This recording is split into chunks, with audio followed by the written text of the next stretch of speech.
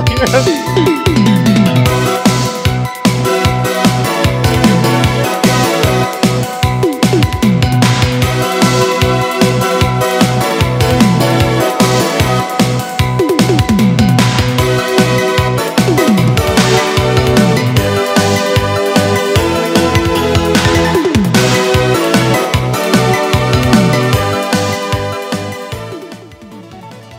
Hello, everyone, and welcome to the Bloodlust Preview Show. TownHall here is episode number 152. I'm Solid Jake, live with my boy Zoya, Dunk Train, and Bakerizzle. Hello! Yo! Hello. Now, this is a very, very, very special show.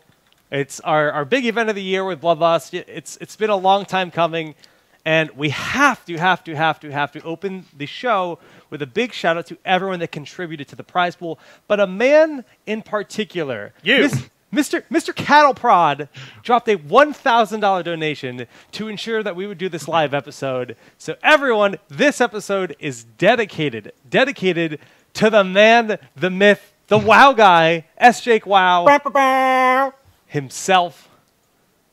And dude, I'm just excited we get to do this pre-show before our event. I think it's going to be a fun episode. Thank you, Cattle Prod. Yo, Cattle Prod. Thanks, man. Thank you so much, buddy. Thanks, man.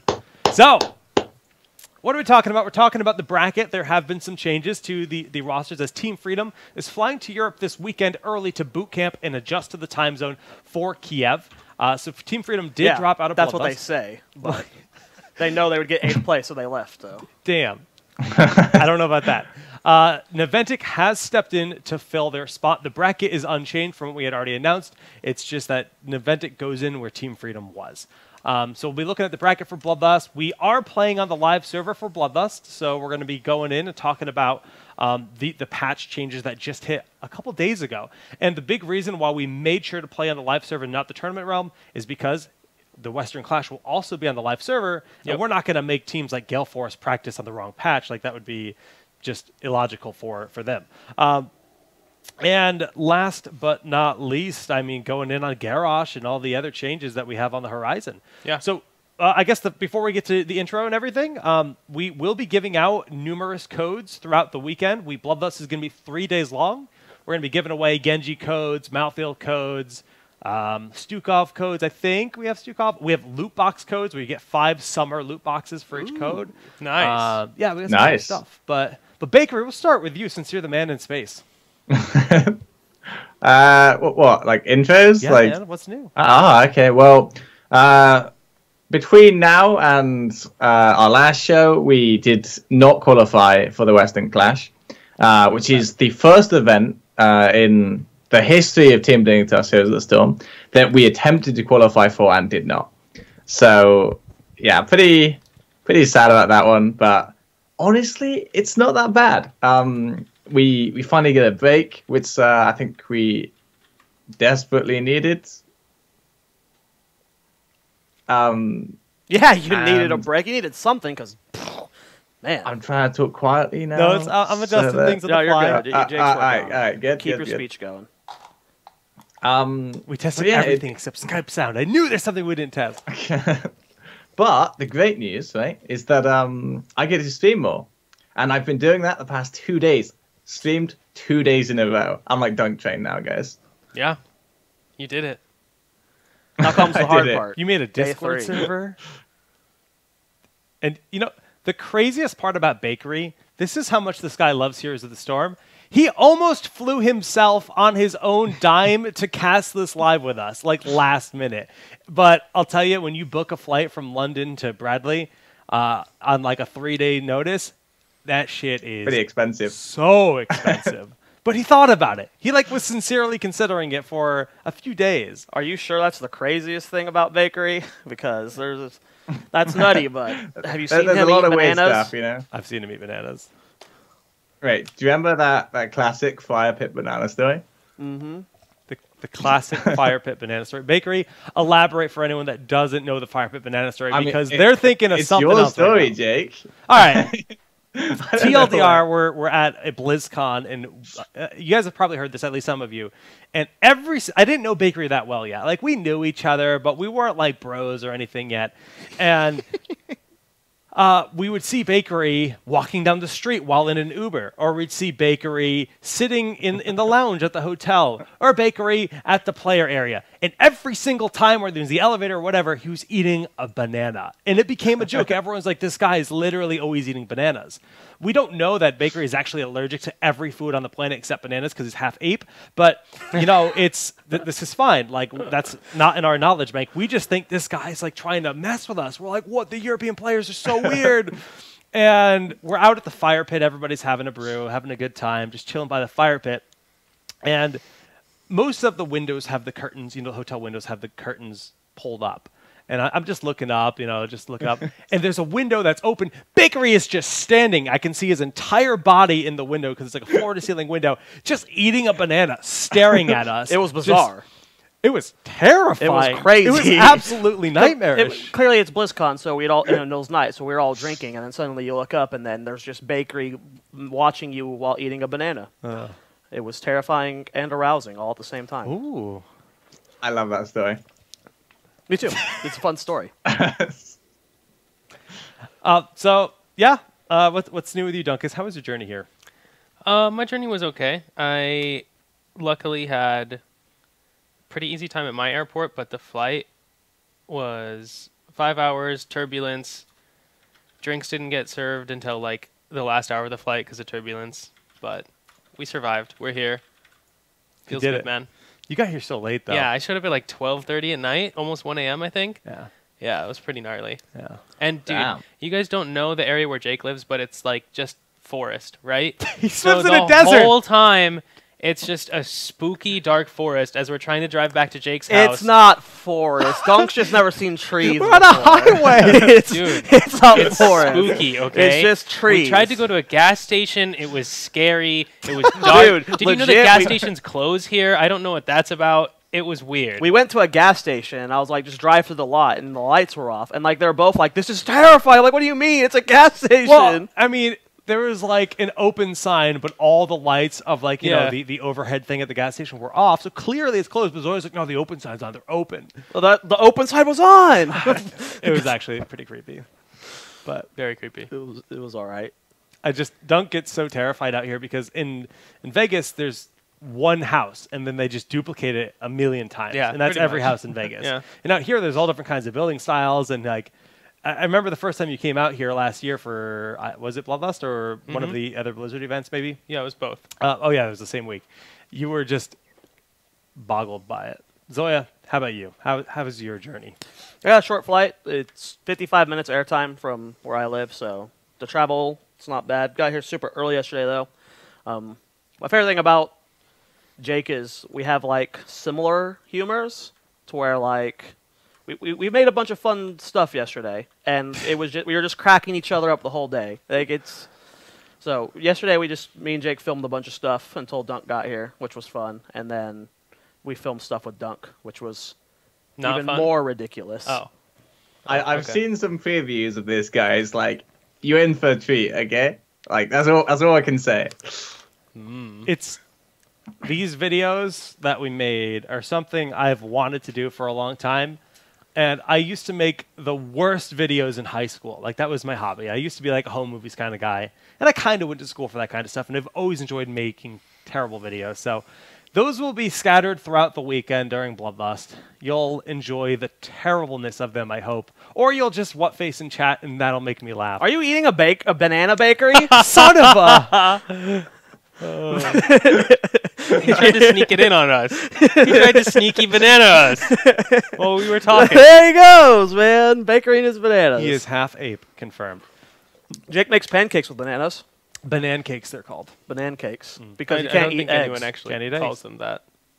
I mean, I call them that. Yeah, I don't think anyone Well, actually calls them the world that. should catch up, all right? Okay.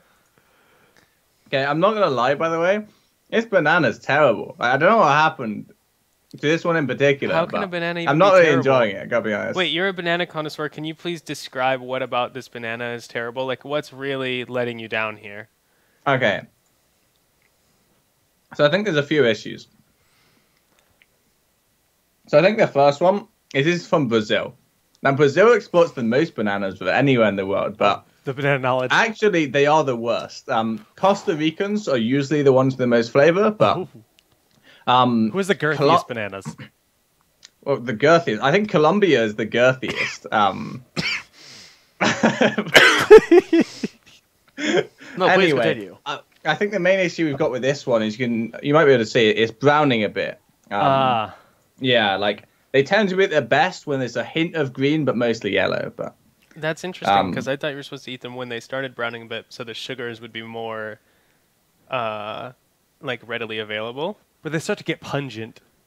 Yeah, like they get Well, they get more. pungent. They get more banana-y. Baker, I can you thought. say pungent in your normal voice, a British accent? yeah, I'd imagine they would get a bit pungent. God, it's such a nice word for a British voice. It sounds like There are when he says there's nothing that comes out of a British person's voice that's not annoying. Let's when be he real. says it, it sounds like it is like so fancy. It should be spelled with like the Geant, Ooh. almost like pageant, but pungent. Like that's how fancy it sounds. Yeah. The banana's now down. Baker I think we loves can his safely bananas. move Okay. on from this topic. I agree. Well, I guess we can go straight into the actual patch notes since this is what patch we're going to be playing on. It's also the patch that's going to be played for Kiev. So basically, the next 2 weeks of competitive heroes on the same patch, and it's going to be. Actually, I would imagine they're playing on the same patch in China as well. Yeah, did we get any confirmation? I don't remember if there was confirmation in that post about whether Eastern Clash would also be the same The patch. Eastern but- Clash is the same patch. is the yeah. same patch. Okay, excellent. So the next few weeks, this is the patch that we're all looking at. And this does mean that Stukov will be allowed for these events. And Stukov was played in the HGC North America Bonus Cup the past couple of days. Admittedly, we were pretty darn busy with prep for this, so I didn't watch any of that.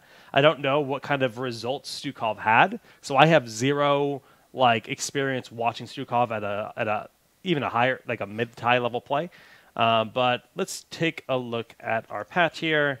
And Genji nerfs. I think it's about damn time. Are they enough though, Dunkus? Could any amount of Genji nerfs other than completely obliterating him be enough? I mean, I think this is actually a good job. There was a really nice Math of the Storm article about his effective hit point reduction, combining his health reduction and the dodge nerf. So I'm really happy with how this nerfs his effective health, and I think the Dragon Blade cooldown increase is going to be a massive improvement to competitive because it's much more reasonable to play around a 100-second cooldown than 80-second timing window. Do you agree, Bakery? Yeah. So talking specifically about the Dragon Blade nerf, I do think this is just like the smart change. I don't think anyone can argue Dragon Blade being 80 seconds was kind of ridiculous. It's bumping up to 100. Makes it much more manageable, and it still allows it to feel very impactful when it actually does come out. What do you think about the level 7 change to dodge?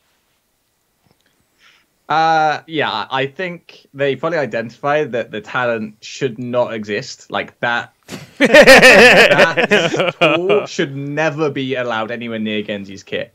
So the fact they changed it to only one charge in every 8 seconds, still maybe a bit frustrating, but I do think that probably does fit within his theme of he is this mobile like ninja who can dodge attacks. So they probably nailed it thematically and made it much less frustrating. So I like the change a lot to dodge as well.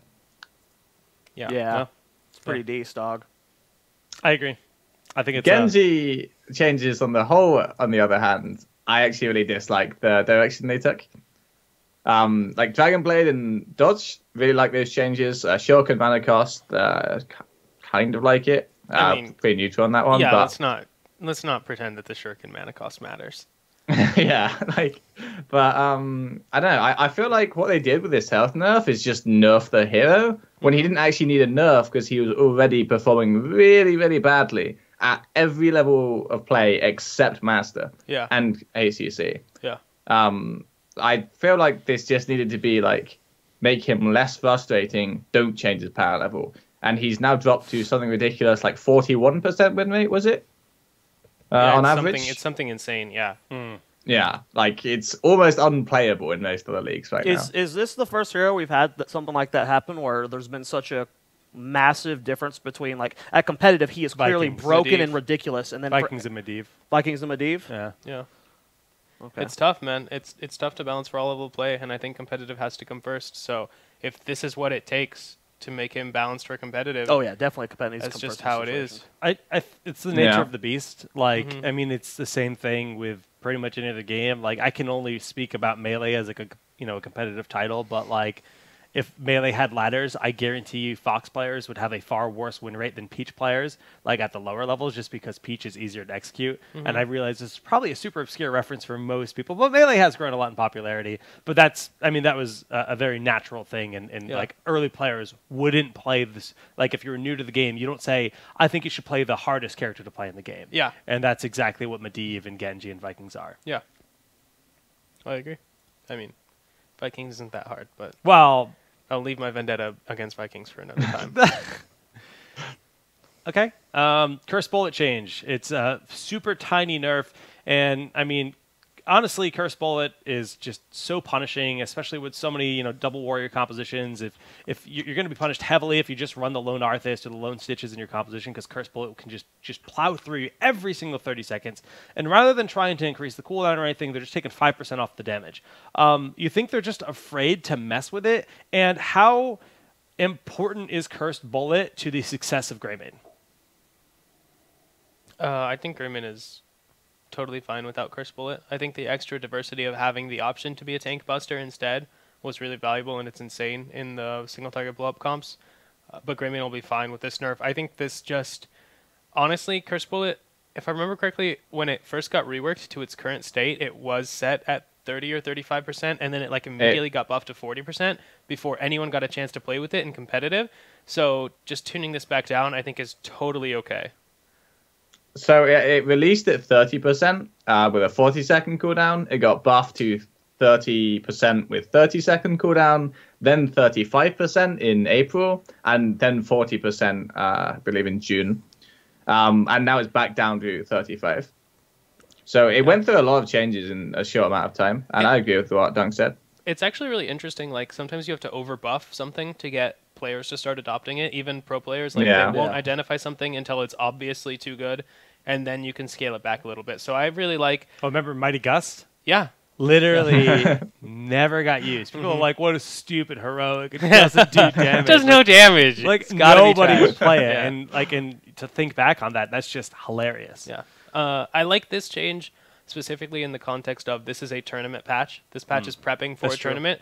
So it doesn't shift things dramatically. It doesn't nerf Greymane to the ground. It's just a slight tweak because he's seeing too much representation. So I think this is great for a pre-tournament patch. This is the kind of change I'd like to see in these patches. I think this is just a good change in I general agree. for Greymane. I don't know. I like the idea of his like spammy heroics aren't a thing you see too often.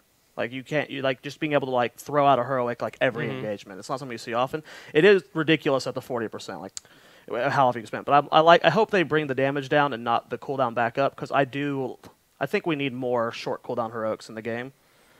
It's a rare thing. It's very Like, rare. You've got a few. You've got things like, Lunar, which has got a Hammer. few charges, and Yeah, Sergeant and Hammer, Hammer. Napalm Strike, but they are And far and Garrosh? few. Garrosh.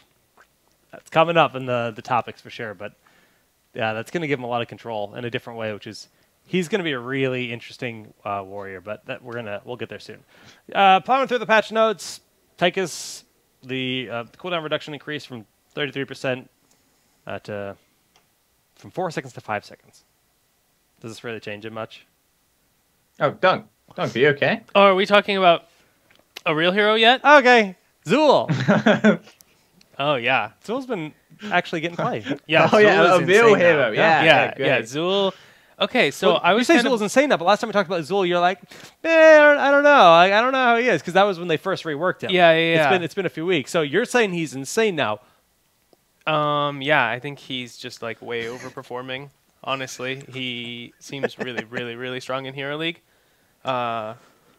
which was kind of how he released, and then he got nerfed to be balanced, and then faded out of the meta, and then they just like reworked him and buffed him a whole bunch again, so they're tuning him down again.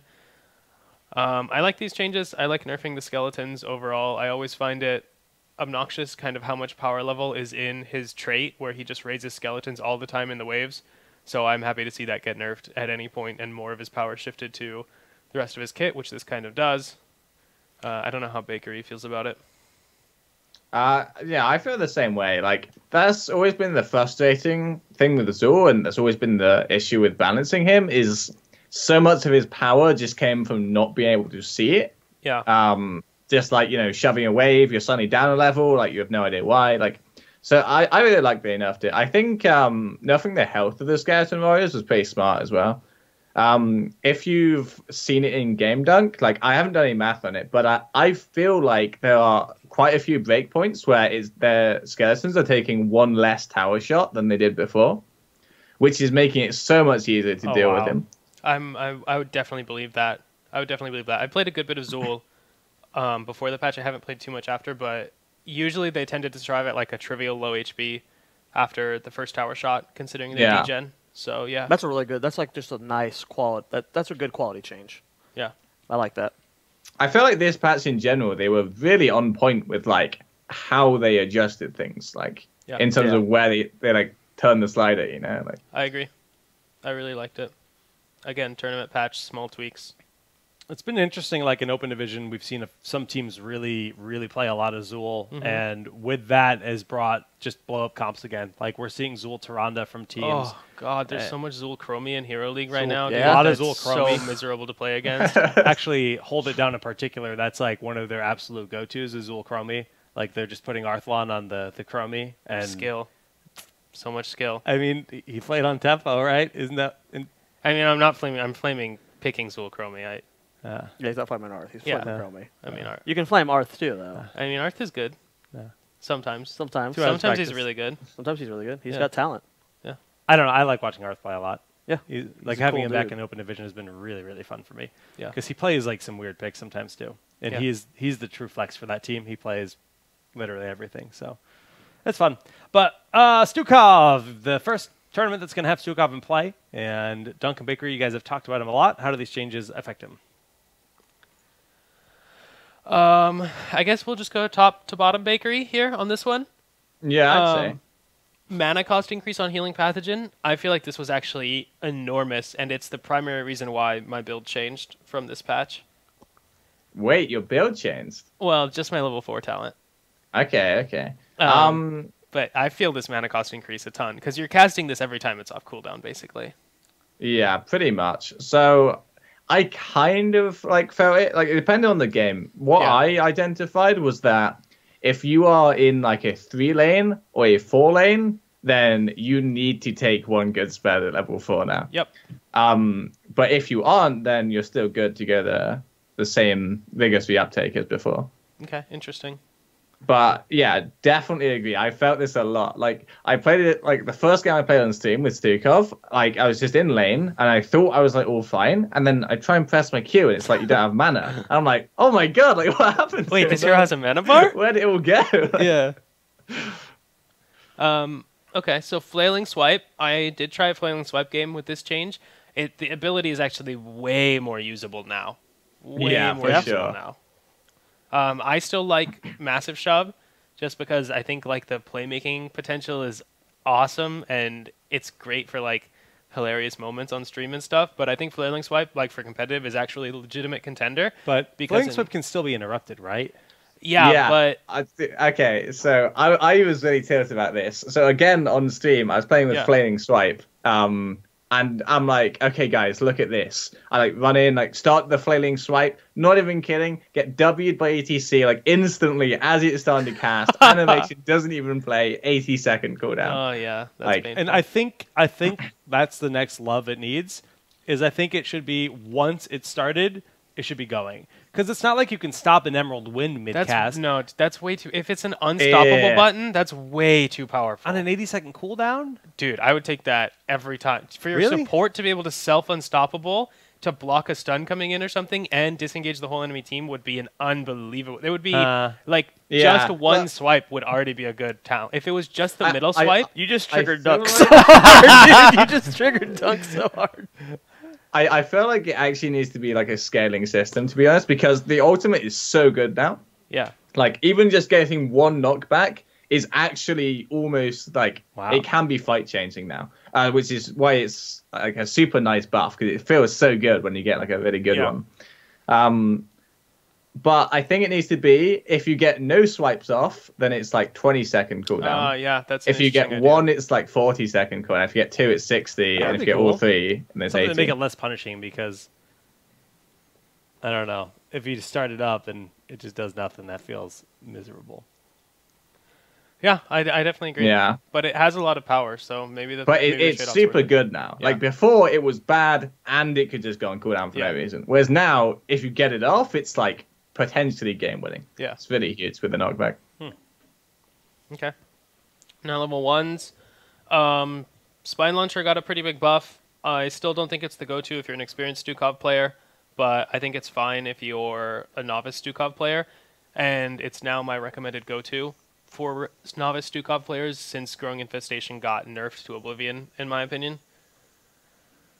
Yeah, I mean, I don't know. I felt that this nerf is really heavy-handed. Like, increase the cooldown of your E by 50%. Yeah. Like, Yeah.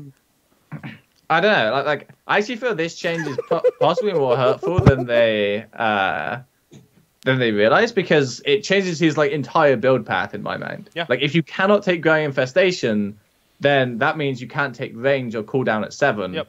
And that means you probably don't want to go for Lingering or Virulent at 13. And then that means you're back to Pox, because if you're taking targeted, then you want Pox. Like, Yeah. I disagree. So oh yeah, oh no, go ahead, sir. Explain. you're dumb. There's nothing more to explain. Pox, poo poo, Pox, poo poo. poo poo. I didn't even know we're talking about Pox, Pox. I zoned out potpourri? there for like. We're talking about that time right there. Yeah. I didn't realize because I zoned out. That's good. But yeah, I was actually surprised to see this get nerfed so hard. I thought Lurking Arm build was really good, but I didn't feel like...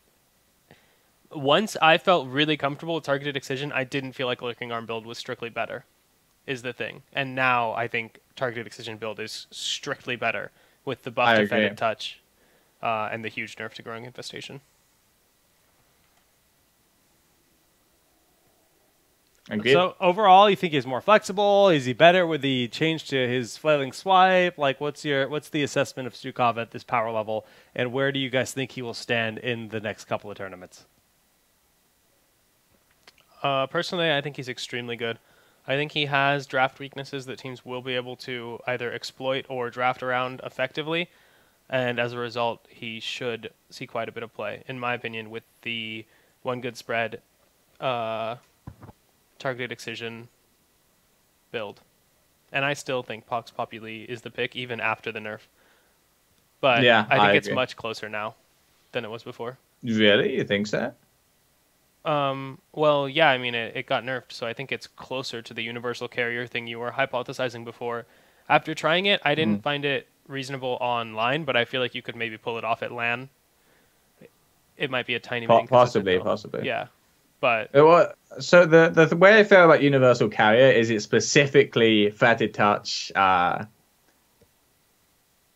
vigorously uptake, targeted excision, that whole build. And I still feel like there you can make a case that you can argue for it, but I think when comparing with like a build where you aren't fully committing to that, then I think Pox is just like, I don't feel the nerf was actually that significant.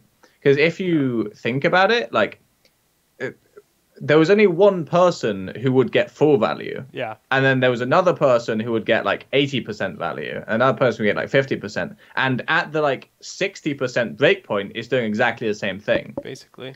So the nerf isn't actually significant. Like, it's It's like not really different. Of like 200 health points or something, less healing, basically. The Yeah. only thing I found that it mattered is when you get your level 13 talent reactive ballista spores, the reset on your trait activation, you have 1.5 second less timing window to get the 5-man trait activation the second time, which has been meaningful. But now that I'm taking one good spread, I feel like with that build, my healing uptime is so high that I think it's still just really powerful. Any composition where you can't get someone instantly picked off, I feel like Stukov is just going to be insane in those team comps. Yep. Yeah, I feel the same way. It'll be fun to see how it works out for Stukov. I'm excited to see the support meta continue to evolve. I mean, I think One last question I had for Dunk, actually. Is Stukov a solo support or is Stukov a double support? Okay, I think he's a double support. I think you cannot effectively save one target, and as a result, it is too risky to run Stukov solo support, except in very specific draft circumstances. So like with like Tass, or I think more like Ariel. Stukov main- Uther is going to be ideal because Wow. his massive healing amounts. So he's coupled with- more of a Tass. Stukov is weird, right? Stukov, I think of Stukov as like if the enemy ever fails to get a kill, like let's say the enemy's playing like a burst comp, right? And if they fail to get the kill, you can be playing Uther, right? And you'll make sure they don't get the kill, but the target's still going to be low HP. Stukov is the reverse. You can't make sure they don't get the kill, but your team will always be full HP 10 seconds after their kill attempt, no matter how low they got.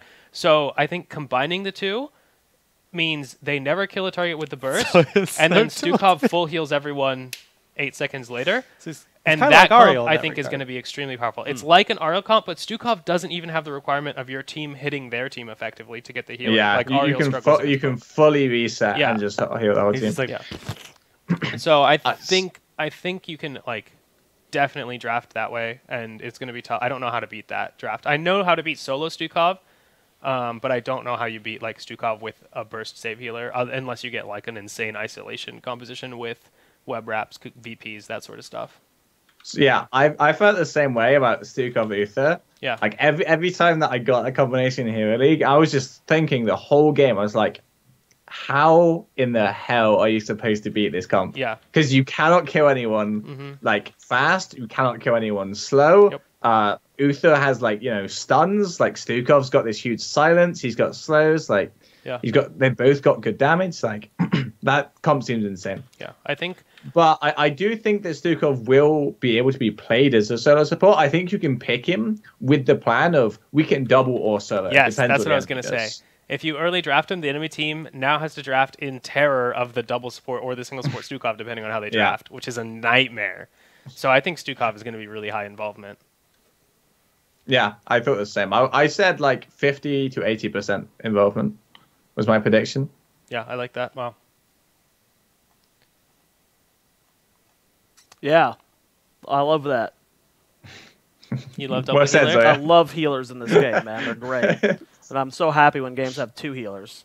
So, I one really day I love- hope we're at the point we're at 3 healers. I just really want to see the 2 healers, 2 tanks, 1 damage versus the 2 healer, 2 tank, 1 damage matchup. That's my favorite team composition matchup because of a lot of things die, and it's really exciting. Yeah, but how you counter that is you replace one of the damages with another healer, and you run 2 tank, 3 healers, and then you That just would win. actually beat That 2 would, tank. yeah. It would So probably that'd be eventually, funny. we're just going to have 5 healers on each side once we have a big enough roster. So one day. I'm hyped for that. Jake, hey, hashtag let's productioning. talk about Chen. Yeah, I'm setting up some chat commands because I forgot to do that. So. All right, so Chen. We skipped Uther, didn't we? Uther's just like slight healing nerfs. They're Yeah. not massive. Uther got it's just a tiny good like small tweak to not ruin him before the tournament patch. It's similar to I don't like the direction they went with the mana change, Yeah. but Yeah, On the I really W. dislike the mana change as well. the reason I dislike it is because Uther already was shit at sustain healing. yeah. And gets almost all the value out of his armor. And, like, I almost think Uther is too polarized of a hero, like, in how much he excels in short in fights one, yeah. and preventing burst. I agree. And like fails Um, versus like the Lunara. And you don't even have any talent options to depolarize him. Like, if you could get him closer to a sustain healer, I feel like that would make it better. Not that I'm asking for him to be a sustain healer, even if you tell it that way, but I feel like he's so polarized right now, and these changes just polarize him even further. Now, you need to get even more value out of your armor on Q. You need to end fights even faster, or you'll run out of mana. And Uther's one of the only heroes in the game who actually needs to balance his mana costs anyway right now. This was actually one of the big concerns that I've had about the support role recently. Is ever since the double support meta first popped up, we've seen them commit more and more to not like nerfing strengths, but increasing weaknesses. Yeah. So you look at Oriel. Okay, Oriel, she's scaling a double support. Let's make her out of combat energy generation 40% less. Yeah. Like, that did nothing. Now she's not even close to viable as a solo support, and she's still an amazing double support with a battery. Yeah. And I felt it's the same direction with Uther, where they're not saying, oh, okay, so here's the issue with Uther. Let's like, take away some armor. They're saying, let's make him even worse. Let's make him even more of a like draft like focused hero. And I always dislike when things move more into draft. Heroes is already, I think, more about draft than it should be. And I feel like these changes just push it even further in that direction. Yeah, I agree with you. Oh, by the way, Doug, to look at you, I need to look like this way, by the way. It feels weird. So if I'm looking at Jake, I'm looking at you, okay? Okay. Thanks for the heads up. Yeah. So Chen changes, to anyone who didn't check those out, they were mentioning they were going to buff Chen basically on the forums, and everyone was like, oh no, you're going to buff Chen, he's going to be in the meta and so OP, blah, blah, blah. And then like they also at the same time like snuck in a sick elusive brawler nerf. So Chen got like actually nerfed kind of hard, the build he was going almost all the time, in exchange for this brew upgrade. So I'm not actually sure if this is a downgrade, or an upgrade, or a side grade for Chen. I think it's a gameplay health change. I like it. I feel like Chen's way more satisfying, like to play with. I mean, I know Border Flavor was already like played, but with Border Flavor and this change, like you can instant drink, get just enough to like get a jump. That makes his escape like way more dynamic. In terms of, should I sit here and gen shield? Should I just pop it once just for the burst shield and the burst energy for the kick? Like, I think it got way more interesting to play, like way less punishing. To have like a lot of stuns on the enemy team, so he's now more of a general hero. And also, elusive brawler was so frustrating. So I'm really glad they nerfed that one. Yeah, even if he's in a bad place, like these quality of life changes, even if it like, it's a combination of the two. But anytime we get quality of life changes, it's always a good thing. Even if you have to, because a lot of time when you do that, like a quality of life change, like specifically with like Thrall's Wolves, right? Making them go through characters. But such like a good quality of life change that like makes them A, play more, and B, makes them better. So like usually you have to balance quality of life changes with nerfs, just so the character doesn't become insane. Speaking of balancing things, how's your stomach feeling right now, Zoya? Is it balanced? No, it's not balanced. I'm nervous. So tonight, if you guys didn't know, we are going to be doing the Hot Pepper Challenge once again. We're going to get back to the patch notes in a minute. I just want to inject this in right now. We have these are like the various goals we have for the event as fun ways to just raise more money. Zoya is going to smash a birthday cake outside a little bit later. We're doing the Town Hall preview show right now. Again, a big shout out to the boy himself, the man himself, Cattleprod. Boy himself, Cattleprod. Well, he's my boy, Yeah. He's my boy. Then the Hot Pepper Challenge will be during the third match of tonight's broadcast. We have habanero and serrano peppers. The three of us ate a serrano last night. We actually did record that. And we'll probably release that footage eventually. We didn't have time to edit it, unfortunately. But the serrano peppers are like 10,000 on the Scoville scale. Something like that. And the habanero peppers are like 60,000 on the Scoville scale or Like something. 40 to 60 or something like that. Yeah, 40 to 60. And the serranos were bad enough. Like, that was not really... It wasn't that bad. The serrano was It was okay. bad enough. Serrano. Compared to the habanero. They're 10 to 30, it says. So Serrano's in that spectrum. And then habanero is in the 100 to 350. So it's at least 10 times hotter. You don't need to tell me this. I've done it, Jake. Holy I did this shit, last year, man. bro. I know. You're the only one that doesn't know. God damn They're it. nuts. They suck, man. Somebody must have just bought a shirt or something because the direct prize pro contribution has gone up to 514. And we also have our other goals here. And obviously, this will just keep climbing. We're going to keep a total prize pool counter available for everyone. And right now, we're at $4,500. And actually, I need to add like $14 to whatever we just got in a few moments. Buy the merch. Buy the merch, guys. Yeah, it's a great way to support Arcane 8 in general. If you buy a shirt, buy a poster, whatever, it's an amazing way to support us because it goes all ways. People, then you can go to LAN events or whatever wearing a shirt. People will just see it around. It's the coolest thing in the world for me to see someone wearing a Town Hall shirt at a live event. There's really just something really really amazing about that experience. And you know, you end up supporting the prize pool and the whole event. So it's. Did you mean to cut to that scene? The grill? No, the grill's not there. Oh, No, okay, it's- never mind. no. Okay. Well, Zoya's just. Sorry, okay, you can't blame me for that. that looked okay. You covered. can't blame me for that. So we will be barbecuing throughout the event. This is our barbecue cam where we're gonna be grilling some stuff throughout the weekend. You know, Make hot dogs tonight. Hell yeah! hamburgers, whatever. Because it's the three of us. We're casting every single match, 8-hour cast each day. So in the event that someone needs to go out to the grill, they have handheld mics so they can give grill commentary if they please, and stupid things. It's going to be a good time.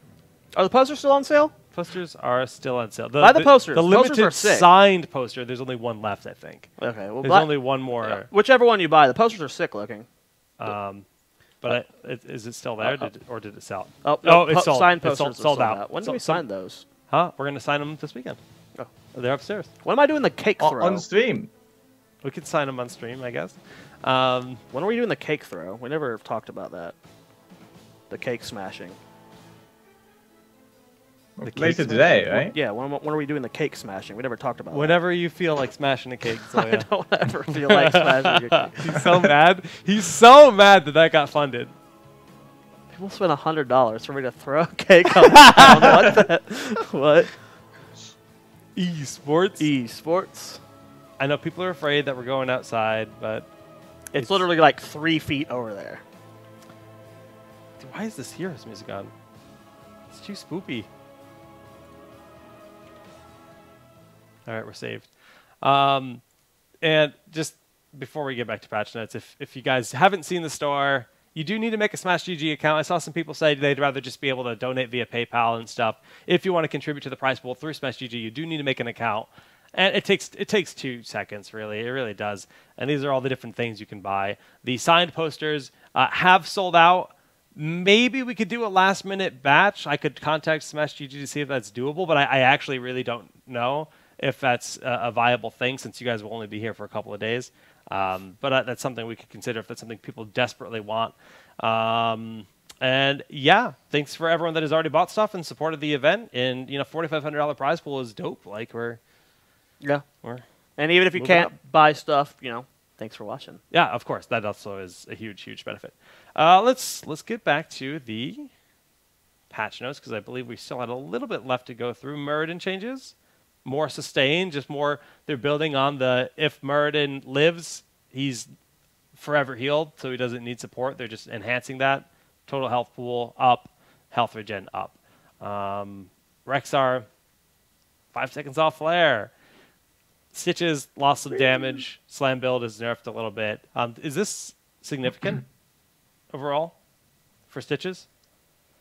I mean, probably not. It's not like you now draft Stitches differently, or now he's no longer like the best tank.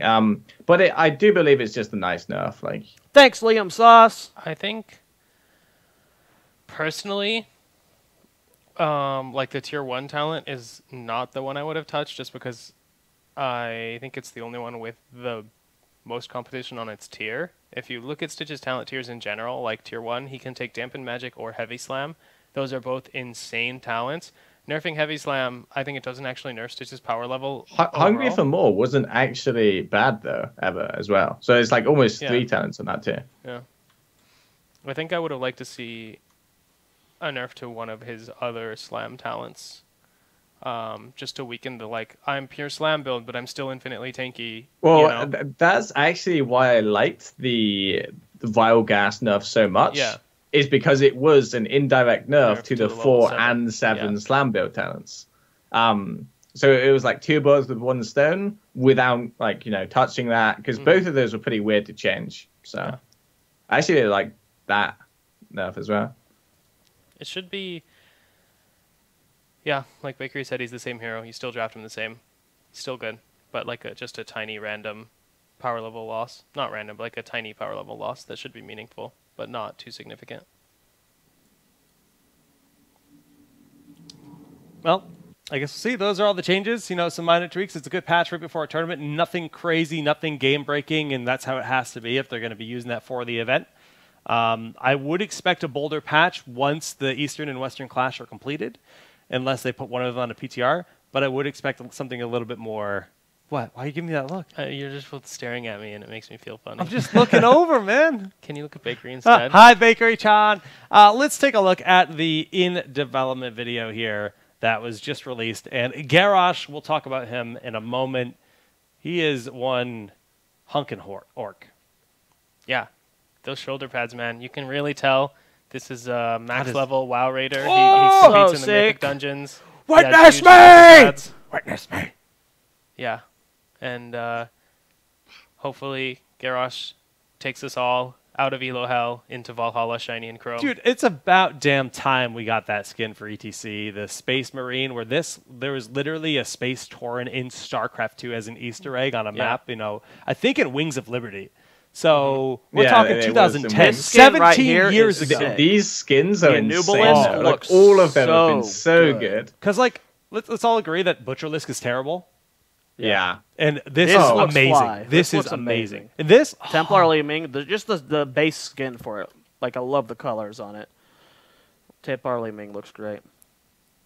I, These don't skins know, are I pretty feel like all of the new skins are so good right now, like recently.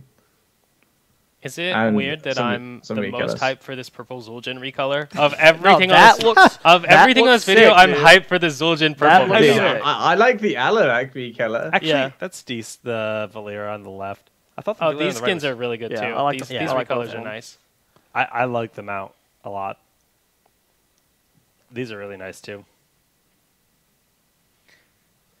Yeah, It's these are all cool. great. It's really cool that with Heroes 2.0 that they can release Garrosh, who was the war chief, spoilers, and inject a ton of horde themed content into the game alongside him. It's just some thematically appropriate. Whoa, some of those portraits. Yeah, some of them I didn't were even sick. notice them last time.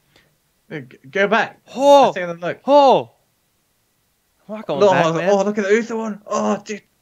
Ooh, did you see that Zul'jin That one? stylized Zul'jin one with the huge tusk, you know I'm rocking that portrait on day one.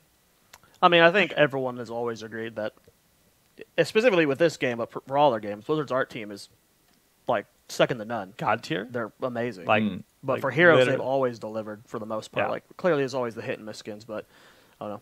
They've always made mind blowing stuff. I love all those. I think skins. in the past they always lacked like a good outlet because like everything they did it was great, but like they were missing a lot. But with Heroes 2.0 especially, like we've seen so much cool content get in the game. Yeah. True. Oh yeah, Jotan's crotch is a portrait now, guys. That's I know. great. That's great. I know some Whose? people. I was waiting Zoya. for that. No, The whose crotch crotch? of Duraton. Oh, Duraton. Okay, I couldn't hear what Yeah. he said. He's still really quiet in my headset. Oh, I mean, which one's Zoya's headset? production that you? intensifies. That's good right there. So, for anyone who doesn't know, there was an infamous WoW loading screen where there was like it was like an axe wielding dude with like a skull mask or something on that was just positioned really, really poorly, so it looked like Duratan's crotch was just like front and center. It was pretty funny. That's actually pretty amazing. Oh my. Now we live in cattle prod. This is our life. Great. now. Yeah, this is what I wanted to be, dude. This is how you wanted. You just wanted to be in that crowd for Heroes of the Dorm. I feel like he's cheering me on now. He is. He's just going for it. He's I cheering feel like I everyone could on. do anything right now. Marathon, let's go. Peppers. Oh yeah. Peppers, let's go. Oh, It's gonna be fun. I realize now that our schedule graphic doesn't actually properly represent the schedule because it doesn't have the peppers in there. Is this? I the guess right- we're not doing them then. Is this the right Oh button? well. Nope. That's too many buttons, man.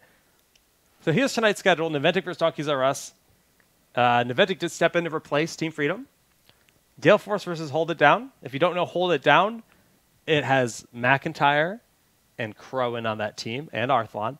But McIntyre, former B-Step with K1 and CAF. Crowan, former GFE with the rest of the team. So that's going to be really hyped to see those two teams clash. Then Temple Storm versus Superstars is the Hot Pepper Challenge cast. That'll be really bad. And I'll then say that for later. Roll 20 versus No Tomorrow, the last match of the night. It's a double elimination bracket. So we're just doing round 1 tonight. And then tomorrow, we're going to have 6 matches in total. So we'll have losers round 1, winners round 2, and then losers round 2.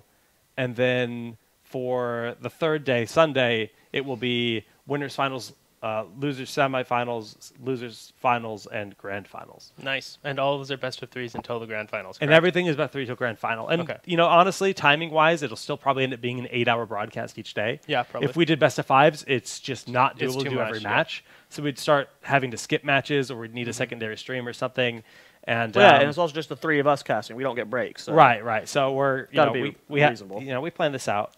Grand finals, 1 game advantage, no advantage, winners bracket. Just There is a 1 game advantage. Okay. We discussed a little bit about it's not, we know that's not ideal. Yeah. And we discussed a little bit about maybe making it a best of 5, and then if the lower bracket team won, doing a best of 3 after.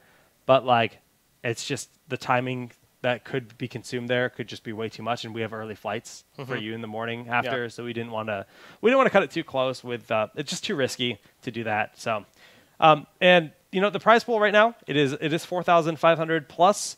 The prizing is an 80-20 split for first and second, just like last year. So Nice. if you Top get heavy. first place, Oh, yeah. you get 80% of that prizing. If you get second place, you get a 20% of the prize. Did you tell pool. them when the Peppercast was? Or did you just go over the schedule? I just said it's during the third match. Tempo Superstars. Okay. Yeah. Oh. The actual time is what you want to know? No, I don't care about the time. It's, slated for about 5 Pacific, 8 p.m. our time. These are some of our additional goals. Bakery will actually make you get back on Skype at some point and cast some games with us. Damn it. Once, or if we hit $5,000. 5,500. Dunk Train, we're going to make a video of him giving beard advice and how to have such a magnificent beard. Behind the scenes video on a lot of the stupid videos we made, and of course the building and setting up of this event, and kind of what that all takes to set this all up and how we do the home production. Town Holiday Summer Edition, literally just a drinking episode of Town Hall, which I always hurt myself somehow falling downstairs or something. Helium cast, if we get to $7,500, we'd have to go buy helium balloons and then use helium sparingly. We're not going to be on helium the entire match because that's dangerous. Yeah, I think you can die of asphyxiation or something. Yeah. Don't So get we enough would oxygen in the blood. in small waves cast with helium separately just to keep that safe. We don't want to risk hurting ourselves or dying. Yeah, but we're okay eating peppers though. no passion. Not really willing to risk hurting ourselves or dying. No passion. And if we could get be to hot famous peppers round two, forever, we'll do dude. that. But I don't know if we're going to survive round 1. You could die for esports. You could die for the things No you love. way we get the hot. And it would the all be reason we worth put it. hot pepper round 2 there is because there's no way. It's just not. There's gonna no happen. way. That would be $5,000 in donations. believe in you If it guys. happens, that's why we would do don't it. But, yeah. Stream. No, I think you Bakery. know what to do. No. But it's going to be a really fun show tonight, I think, and all weekend. We're going all 3 days long. We're gonna actually get ready to go to a commercial break though, because I need to just get some more water, get some other stuff set up. As we get ready for the second half of the show, we're gonna talk a little bit more about the matchups and all that good stuff.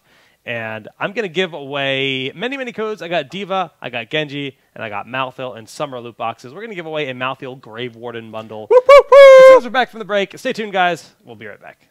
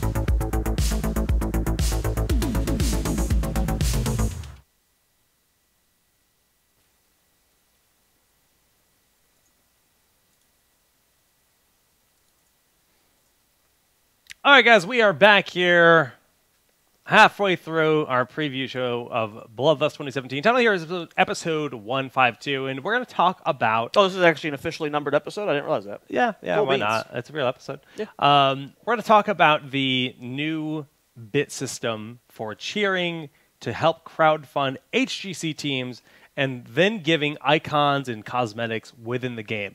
Now, I'm going to open this and say this is definitely a long-awaited thing.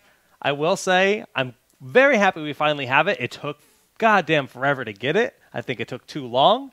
And I'm very interested. I'm both happy and nervous about the way that you get the items, because there's pros and cons to both things. But when the announcement was first made, I mean, definitely, I'm ecstatic, right? I don't want to make it sound negative. It's just I'm definitely very, very happy to have it, and I think it's great. But it's very interesting that there's a third party required that in order to get the in-game items. And I actually think I like it. And I'll explain why, but I'm actually curious. Overall thoughts, Zoya? I like the idea of using third-party stuff like Twitch, but I don't know if I like the idea of... I wish there was a way that you could, like, you get benefited for watching, not paying through Twitch, right? Like, if I want to pay money, I'd rather do it directly through Blizzard, right? I'd rather go to Blizzard in-game, buy, like, a compendium there if I'm going to give money. I don't like the idea of buying bits. Like, is that how it works? You buy bits on Twitch, and then you can donate it to the stream? That's how it works, essentially? Yes. Yeah. I mean, it's not a bad thing, right? I don't like the extra step you have to make when it comes to paying the money to get to where you want. I'd rather just do it through Blizzard. But, I mean, the cross-promotion's great. You're getting people to go to Twitch to watch streams, to pay the money, to get the stuff in-game, so hopefully you watch the stream more. It's good overall, I would say. My complaints about it aren't that big of a deal. I had Bakery muted. I don't think he said anything. Oh, great. Well, I myself muted in the break. You know, I was all over that, so yeah, do I. Yeah, I mean, as a player, obviously, I'm pretty excited for the HCC cheer system. I do think that some form of esports implementation has been, or should have been on the cards for a while, and I'm happy that finally with Heroes 2.0 and so on, we finally get some esports items in game. It's gonna be super cool to play with Team Dignitas spray and banner and all that fun stuff. Yeah. The one thing I will say is that I really do like the fact that there is, like, on Twitch, like, Twitch has a way to support HCC teams, and the game has a way to support HCC teams. So I really like that there's, like, two areas where HCC is now, like, a real thing. It's, like, it's succeeding, you know? But yeah, I've got some more thoughts, but I think we should probably talk some more before I... Yeah, I've got more thoughts. Do those. We can keep rotating. Not your turn.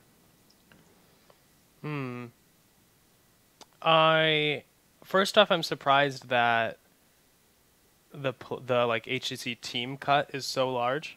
Yeah. Relative to the money taken in. So, if you don't know how bits work, you either buy bits from Twitch or you watch ads to earn bits, right? 1 bit is 1 cent equivalent once you give it to someone, but when you're buying them, they charge an additional fee. And that's the portion that goes to Twitch. So someone on the Reddit actually did a beautiful breakdown with the different bundles you can buy of how much you're spending, how much bits you're getting, how much you're actually giving to the teams and to Blizzard. I think it's exceptionally fair. Blizzard stated that half, I believe, goes to them and half to the HGC teams, which is a fantastically fair split. If you look at competing prize payout structure type things like Valve's, it's 25%, I for believe, the compendium, and for the StarCraft 2 international. War Chest, which is Blizzard, is also 25%.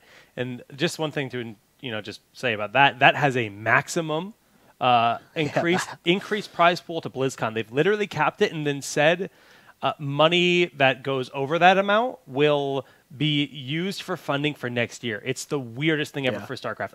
I followed that. That was Interesting. bonkers.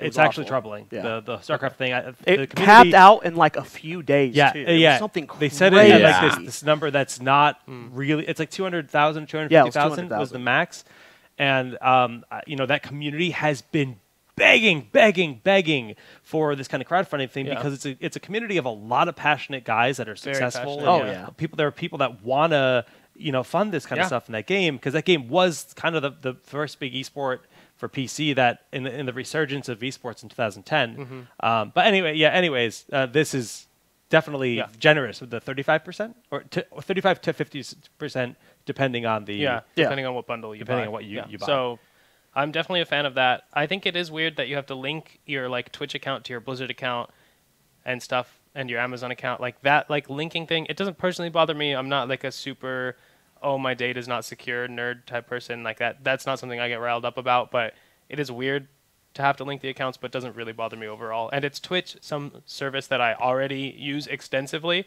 so like I don't feel bad linking, my accounts. Yeah. Huh. It's different. Like, because one of the complaints we got about Smash.gg was you have to like make the account to be able to buy the stuff, and people didn't like to do that extra step. With Twitch, most of the time you're already either going to have your card linked because you sub to people, you already have a Twitch account. Most people do. Almost everyone has a Twitch account already Yeah, too. so it's it's not like- like it's It's still an annoyance though. Like if you were to tell me that there was like a compendium in game for me to buy, I would probably 100% buy it.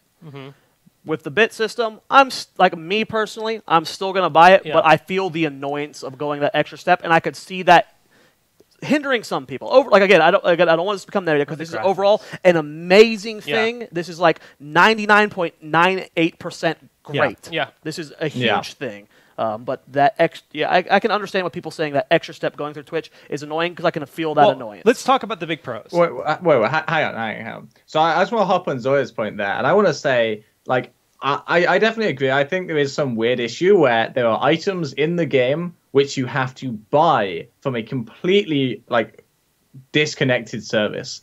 But, like, eventually, let's imagine that they put a HTC, like, viewing platform in the actual game, like a big esports Right. tab. You click it, you can watch HCC live there, and in the game itself, you can buy the bits and you can cheer from the launcher. 100% no problems with that.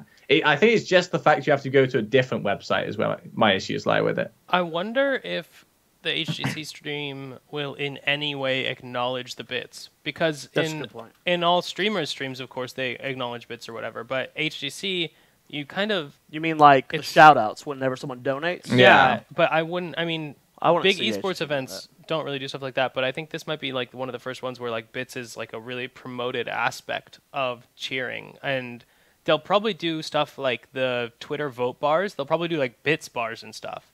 If you think about it, where like people cheer It for could their be really team, cool, and right? then you get So- like a counter of how many bits got I like for each that. team or whatever. Well, let's which is some interesting just stuff. just rewind to talk about the pros of the system and then kind of the steps that need to be taken that we don't know whether or not they will.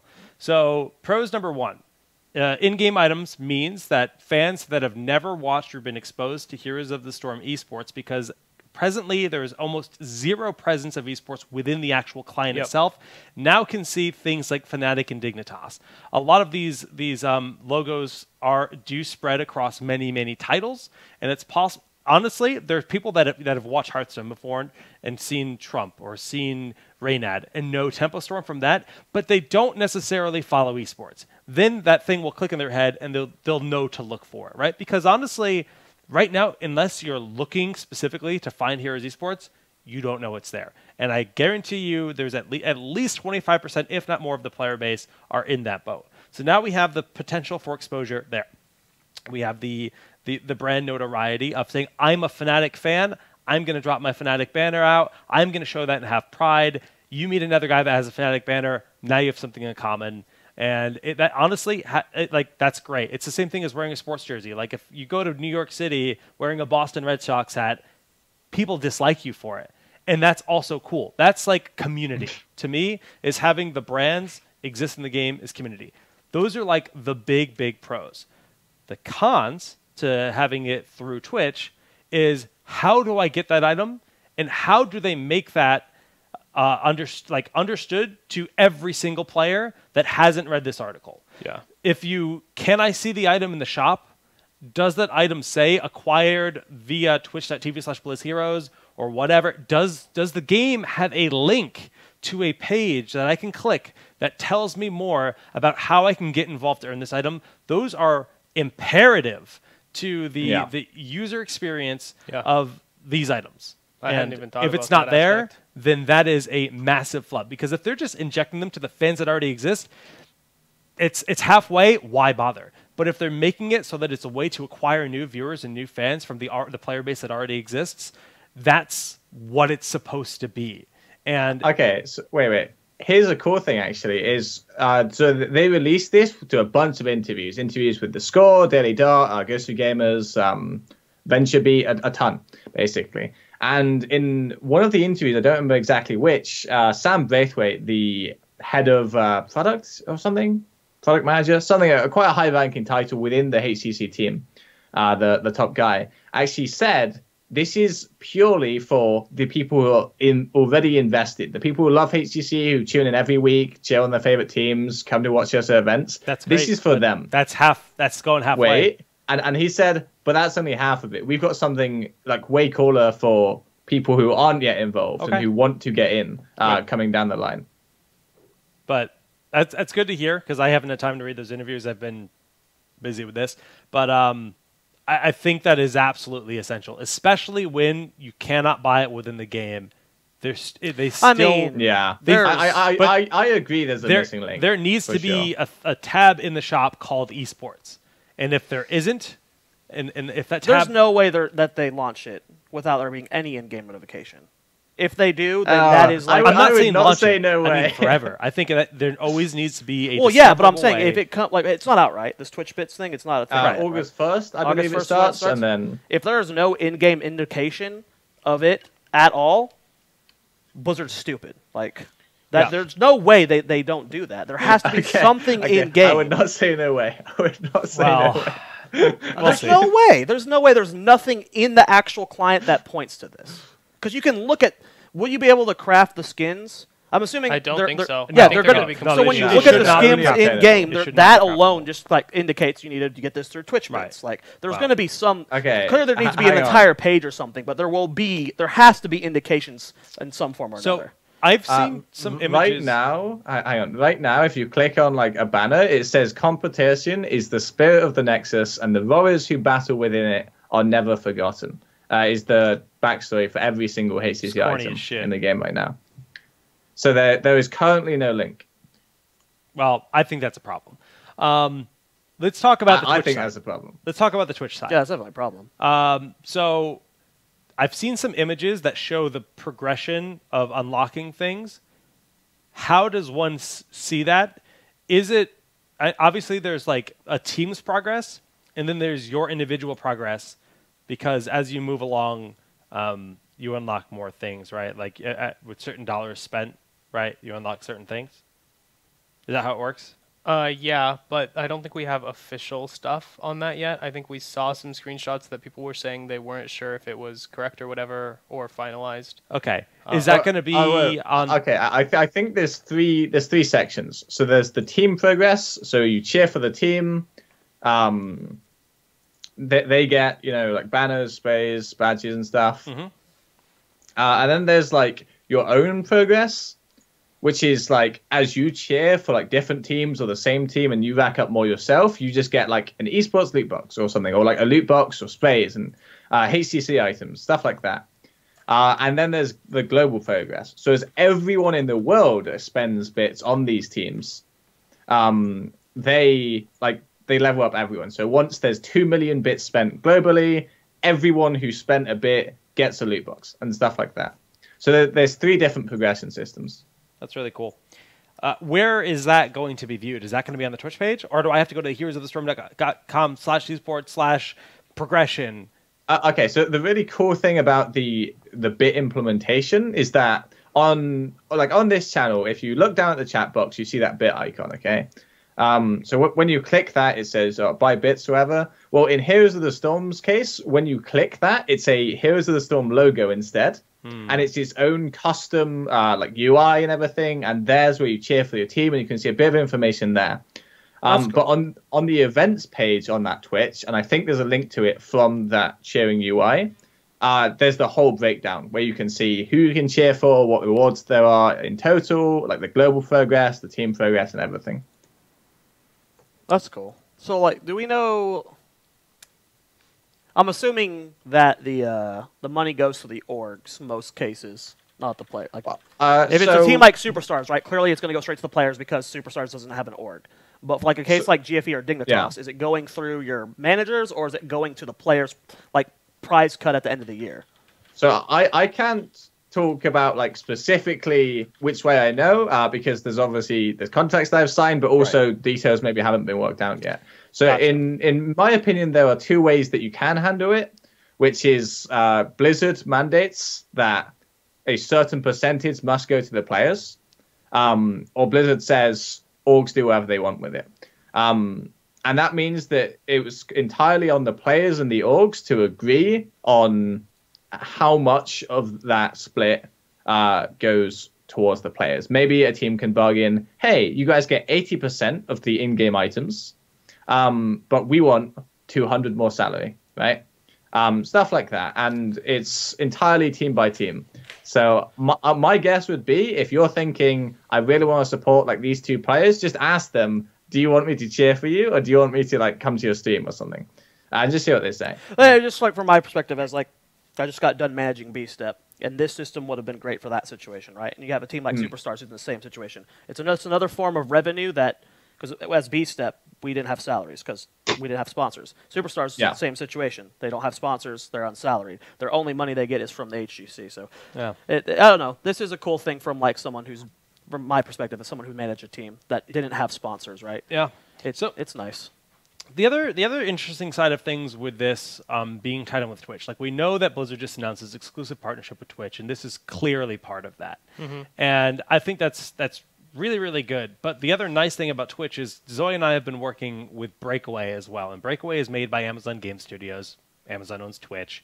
Naturally, there's going to be a lot of focus on that. And one thing that we've been really excited about is, like, even when you're playing in Breakaway, it tells you how many viewers you have, and you actually log into Breakaway with your Twitch account. So that's cool. But it goes both ways. Breakaway is going to be utilizing something called MetaStream, which basically tracks your progress as a viewer and then awards you in the game. So this whole, tying your Battle.net account into the, your Twitch account and then watching Blizz Heroes, they've actually done the portrait thing in the past, right? Where like you unlock a portrait just from tuning into an event. Yeah. And if this is a relationship where they're doing this whole cheer thing, they totally could have loyalty badges. Like, honestly, if Heroes doesn't want to commit to giving away more than just like a portrait or like a loot box or whatever and give away stuff, they could actually take the idea of like the cheer badges and maybe have like a viewer badge too. Like you get like a border around it or whatever. I don't know how hard that would be, but like the potential is there. And there's a big argument over in-game spectating like Dota, where you can watch in the client versus forcing everyone to browser. And I think as Twitch evolves, I think Twitch is going to be ideal because there's a lot of cool production stuff that can be added if Heroes ever gets an API. And that's kind of what I'm hoping will happen for like 2018 and beyond. But that's kind of why overall I think this Twitch partnership is actually superior. There's already a viewer base there. It's established.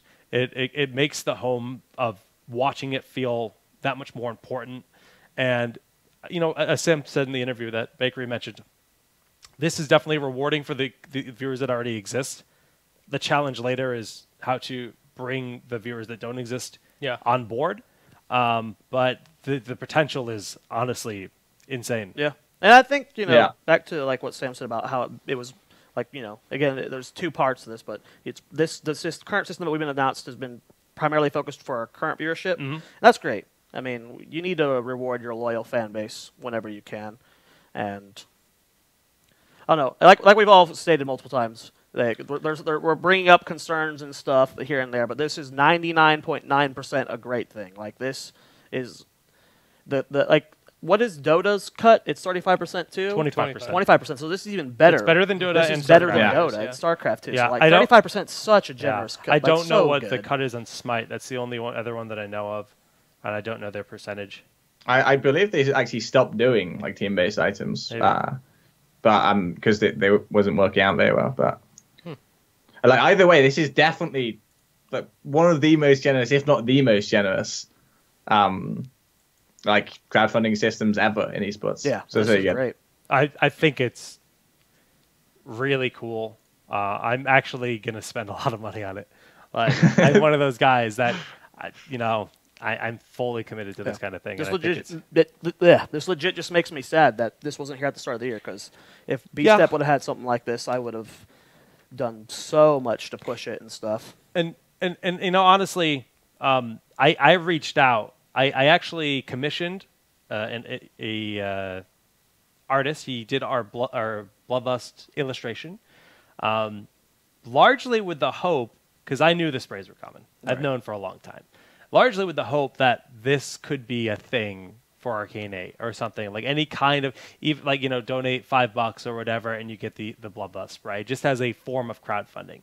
And I part of me is very hopeful that now that they've done this with HGC, that they'll do it for future Bloodlust, because honestly, like, as much as selling shirts and stuff is great, digital items there's no overhead, right? It's just infinitely easier, it's infinitely more cost effective, and I think we're like the last standing non-HGC event that tries to do a live experience. Like, sure, there's Heroes Hype and other events. I'm not saying they don't exist, but I think our end game goal with what Bloodlust is a little bit more ambitious, and having that kind of crowdfunding within the game would be amazing. Just sponsor an HGC team, and then you got what you want. Yeah. But I like producing events. I like flying guys out here. I like doing this. Just sponsor this is what makes me Superstars, happy. and you instantly get that Arcane 8 logo in game. No, but this is what makes me happy. And right. honestly, like, this year we couldn't get sponsors, so it's been sincerely very difficult to make this happen. Yeah. And if the game had like that kind of crowdfunding within it, I feel like that would give take a lot of load off the shoulders, right? This is definitely like the first big step in the right direction.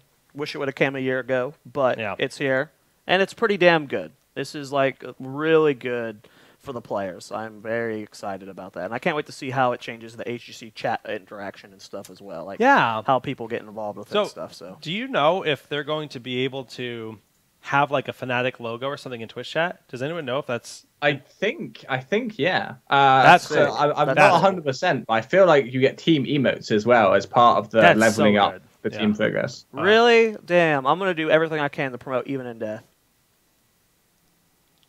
That shit-eating grin he has. I wanted to talk a bit about, like, I think the question a lot of people had was why bits. Yeah. And I wanted to talk a bit about that. Bits have actually been huge for Twitch. Like, I guess people haven't really realized, but they found a way to monetize donations, basically. In terms of they take a cut, like you get your bits, and then you donate your bits to the streamer. So this is actually a huge thing for Twitch, and could be huge for esports going forward, is using bits as some way in esports. And the fact that Blizzard's were like, hey, let's use Heroes of the Storm. This is the first ever game that's going to utilize bits, which have been huge for Twitch, completely turned, done insane things for their profits and everything. Let's use these on HTC. This is our test.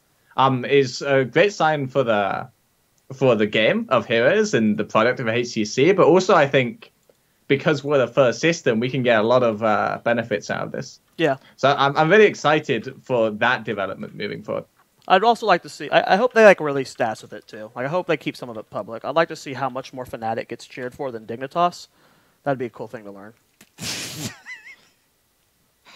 And it's going to be fun to have the comparisons, because that becomes a race, and that becomes I mean, honestly, that is sincerely a good thing if that's all public and available to everyone. I believe it would be. The screenshots seem to indicate that. Oh. That's cool.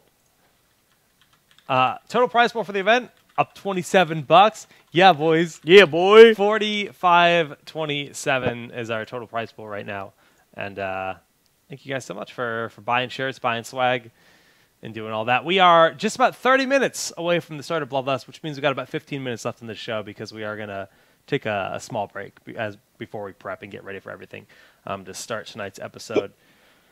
I think the overall takeaway, though, is the bit system is fantastic. Here's that graphic. Can you link that to me? It's in your Skype. You're a god. You've been gesturing me with mouses, and I don't know what you're gesturing to. Oh, This came from someone in chat, so I'm not sure where these screenshots come from. Can you just dump it in Twitch chat? Because I actually would I would show. Just I would have to hide copy paste it Bakery. to the Yeah, I can't. Well, I mean, that's not that bad. Or Bakery could repost Let's it. wind this up though, because we still have to talk about Garrosh. Yeah, I mean, that's we're true. not going to do a big discussion at Garage. We're just going to talk about his kit. Anyway, so that's what someone linked in chat. So to stream, I'm not sure if these screenshots are finalized. I'm not sure where these came from. This is what I had seen. But this is like, So yeah. it doesn't actually. Is this under collections? Oh, or? that's so neat. I like this. This is cool though. This is under events, I think they said. Events. I like this. This is neat. Yeah, so just for reference, 10,000 bits is $10. $100. I was about to ask $100. that. Yeah. Okay. And that's $100 to Wait. the stream, which is more. So you have when to you donate buy it. $100 to get them out. Well, that's what I'm saying is I don't know if this is finalized. I don't know if this is legit. I don't know feel what like this these is. were fake numbers. Yeah, I'm pretty sure. Because, yeah, they must be. Yeah, if that's Yeah. $100 That's for way the too first much. barrier. Yeah. That's yeah. That's way too Let's much. ignore the numbers, just the layout of it's it neat. also jumps to $100. Then it's 110. That's 120. Like, Yeah. So I mean, it makes sense if it's like 5 or 10 is the entry point, right? And so assuming this is 1,000, 1,100, 1,200, I think that's great because then you're just adding a buck, adding a dollar, adding a dollar, adding a dollar. If it's $100, then that's a little bit ambitious. Yeah. Let's just ignore the numbers for now. Yeah, the numbers are definitely placeholder. Team leaderboards. But even like the concept of this stuff That's is literally what I just amazing. said. I wanted to see leaderboards. That's- Look, Yeah. not only is playing Ducks beating Dignitas, but so is Fnatic and E-Star. And Train is a high and roller. even in death from China. Yep. Train's literally saving esports. Go Train. Dog Train. not Dog Train, Dog Train. Yeah. Dog train. For Dude, someone to that's- put... That's me. That's yeah, my alt this account. This is cool, though. Doge Train. How it works. Okay. So if in-game links to a how it works page like this, then that's fantastic. You've cheered. Bits cheer. That's really nice. Cool. Well, hopefully that's You're such a baller cheering 15,000 bits, Jake. dude, Gosh. I wish I was a baller. Just a poor esports nerd that likes video games. Cool. I'm pumped for it. Yeah, I think that's great. That makes me really happy that Blizzard's doing this. Yeah. That's much better than... Because when I didn't read it. I just, I heard about it. I was like, okay, cool. They're doing Twitch donations. That's sweet. Yeah. You know, but No, it's great. it's like seeing it broken down and seeing their plans with it. Good job, Blizzard. I hope it's executed well. Because on paper, I'm happy. Yeah. So, Garrosh? Yeah. Me. Does he have a hero page up or anything? Yes, his hero Yeah. page is online now. It does not have his talents on the Blizzard hero page, of course. It never Yeah, does. I don't but wanna go those for are talents. also available. We're just Okay. talking about his kit. Just about his kit. Okay. Yeah. Oh, but his talents are You so can talk about interesting. one talent. His I know which one you talents want to talk All about. right. Wild. Yeah, I need to talk about 3 talents, dude. No, one per person. Baker, tell me what talent you want me to talk about, and I'll do it for you. All right, hang on. Each one of us gets one talent. I want you, Zoya, to talk about Indomitable. Okay. Am I doing that right now? Or Well, let's talk about his kit. No. We'll do Kit first. Dunk, you get the interesting one. I'll do the boring one. What's the interesting one? All right. the Alex, So- I assume? Garrosh is a warrior, low damage, so he's all about survivability, which, just looking at stats, I'm assuming he is a main tank. Groundbreaker, deals damage to enemies in an area. He's got Bloodthirst, that's his sustain. He's got Wrecking Ball, which is a flip a target God, it over, looks amazing. over his head. It's definitely exciting. And you get to choose where he lands. So, rather than positioning the target that you're clicking at, you're clicking where they're going to go because you're flipping them to a Yeah. location, which is just so cool. Yeah. Trait his armor up. Very, very warrior oriented. I love that Like trait, main dude. tank. This feels like main tank World of Warcraft, even though he's looks like an arms warrior with the 2-hand axe. And then he's got Decimate, which is his DPS heroic ability, and then Warlord's Challenge, which is a super low cooldown. I don't know the exact time. He has 3 50 charges. seconds. No, the Warlord's Challenge is the 50-second. Oh, that's a taunt. Decimate Sorry, is the... sorry. That's the slow control. Dismay, I think, was 8 seconds minus 1 second per enemy hero hit. All right. So I only watched the trailer. Again, Ooh, I've been wow. tunnel visioning on Bloodlust. I've only watched the trailer and nothing beyond that. Warlord's Challenge looks like a leveled up variant taunt. Am I wrong?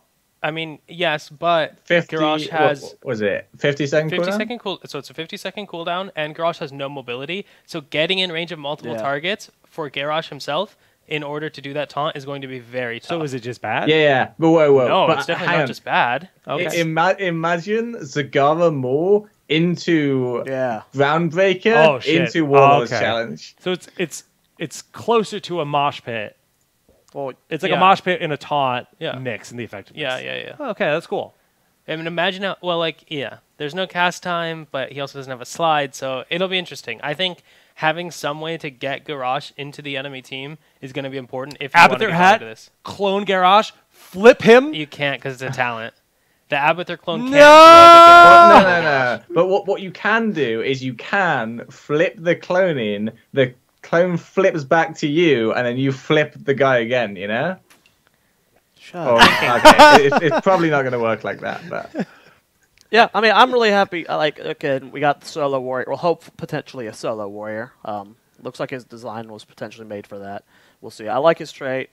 I don't know. I've always been a fan of Garrosh, so I don't know. The flips look like they're going to be fun. So Yeah, and the thing I like about Wrecking Ball, honestly, like Blizzard tends to not put an ability in the game unless they can make an elegant execution for it, and I think this is like the indicator that they showed on their Looks video. really good. Not having to target the person you're going to flip, it's like it's going to be, I think, a very elegant way to implement this. So I'm happy about finally getting Toss in to Heroes of the Storm, and also the fact that they did like a nice indicator and the talent to throw allies. It's good. yeah, like it just seems like with all their new heroes, right? Like they keep adding new mechanics to the game, new interface options, new designs. So like we have so many tools that are like being implemented for like a new warrior that eventually we're gonna start seeing them for other ones and stuff. So it's like, I don't know, it's cool.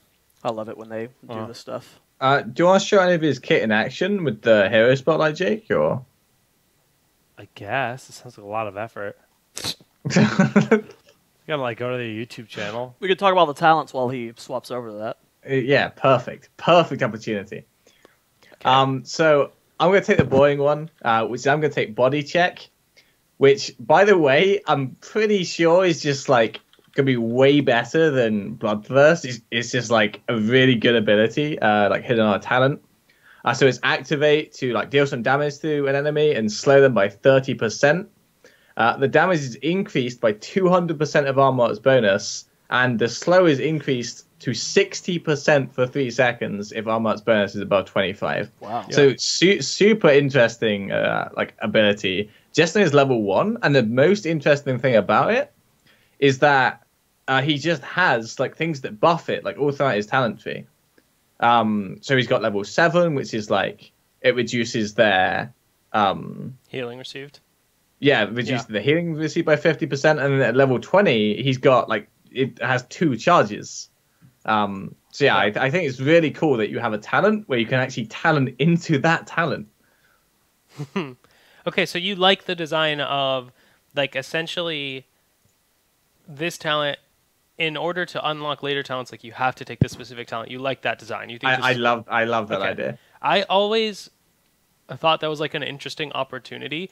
Like if you look at certain talents, like Thrall's Wind Fury talent, for example, where he can triple hit on the last hit and then he gains double charges on each hit. Those talents have so much synergy. I want them to be locked to each other, so you can't take the second one if you didn't take the first one right, just so it's not like a trap. Yeah. Because I think that's like a legitimate concern.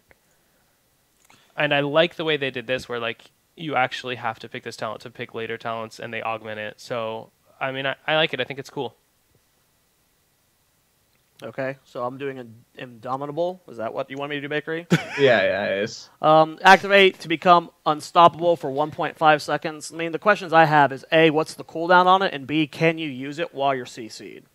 You almost certainly can't use it. I would assume so. I'm That's why pretty sure you can't use it. Yeah, on I would stand assume so, besides, but yeah. that could be game changing. And it depends on the cooldown as well. But Yeah. But you can Self run cleanses through, are run through stun to get the wrecking ball flip. That's pretty yeah. cool. The Suns have always or self cleanses have not. What they're level not is that new to the talent? game? It's It a was level 4 talent. yeah, it's level 4, which is Holy- pretty cool. yeah. Sylvanas had Will of the Forsaken, so it's Yeah. not the first time we've had a self cleansing ability in the game. No, but like But it's the on first a time on tank Evolve, that's yeah. just running at you, it's kind of like, it's a talent that's basically Iron Skin without the armor to just get in. Yeah. And like, I mean, do I think he work. needs it. He has no mobility. mobility. Well, yeah, Like, he's. yeah. I mean, as of all the warriors in the game, he's probably closest to Johanna Yeah. in the sense of like his lack of mobility and how he has to approach a team fight. Yeah.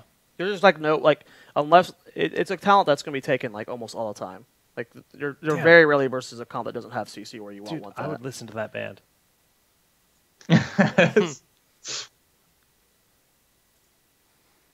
All right. And All right, then your talent. at level 7, I assume Baker wants me to talk about Into the Fray. Hell yeah. Yeah. All right. So, Into the Fray lets you upgrade Wrecking Ball so that you can throw a nearby ally instead of an enemy. So it'll function like Helping Hand, where you have an auxiliary button. Probably shares a cooldown with Wrecking Ball, although it doesn't specify that so far in the talents we've seen. But I would imagine that's how it works. And gives the ally armor, slows around where they land. It's going to be fun, and it's going to let me troll people in Hero League and throw them into the enemy's forts. I mean, make some sick plays. Yeah. Yeah, dude, I really can't wait to help my Genjis out. Yeah, I'm really Yeah. looking forward to helping my medics position better. Yeah, me too, dude. What is the competition like on that tier? Is it like I know we don't want to go too much depth. It is pretty stiff. It is pretty stiff, So- to be Yeah, honest. it's pretty stiff I think competition. like I think Into the Fray is probably the best talent, like if you're actually good and you have a comp where you can utilize it effectively, but there are really good just power increases on that tier as well. Okay. There's honestly like the one that I think is kind of unfair and I don't really like in his kit, honestly, is Oppressor at level 7. Basic attacks against heroes reduce the target's spell power by 40% for 2.5 seconds. Wow. Honestly, Wow. I don't really know if something like this should exist. It seems This is the first implementation of that kind of mechanic, right? okay, there's a spell power reduction on a Nubrax level 16 Burrow upgrade that almost no one takes because it competes with Epicenter. Right. But Right. spell power reductions reduce healing output, Yep. and they reduce the damage done by mages. And while I understand that Garrosh has no gap closer and it's going to be hard for him to stick to an enemy unless he takes Decimate, like, this really makes me nervous because this is the kind of thing where I feel like there's not very much counterplay for most heroes in the game to this. Dude, I love the friendly toss so much. Oh, That's so go weird. home, That's- Arthas. There's no cooldown on that. It's just like all autos reduce. Yeah, that. against heroes. That's pretty bonkers. yeah. That's insane. And if it's like all it depends on how spell power is. Like a spell power all abilities, or Yeah. is it only just like Oh, well, damage and healing. damage and healing? Yeah, all Okay. damage and healing your character would deal Damn, that's pretty gnarly. with spells. That's- Obviously, your auto attacks don't get reduced. Yeah, that's pretty nuts. Yeah. Baker, what do you Are think? you sure it applies to healing? Yeah, spell power reductions do. You can test it out with a new Brack.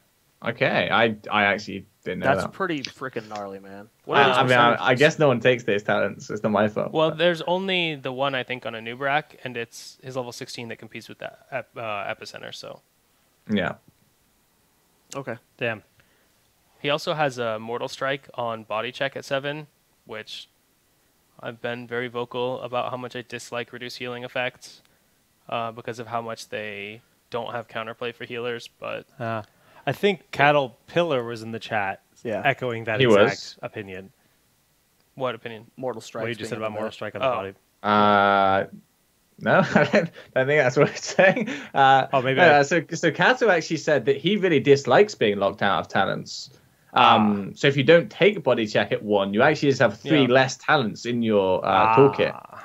And also at level 20, you are instantly locked out of 2 because you can only take 1 ultimate. And if you didn't take body check, then Right. there's a body check talent at level 20. So you get the choice between your ult upgrade and the other one. So. Yeah, that's a good point. I agree. I agree. That's always the risk, but for me, like, I do think that's a negative. But the payoff of, like, I feel like it's such a fun idea to be able to upgrade talents. I've thought it for a long time, and I don't know.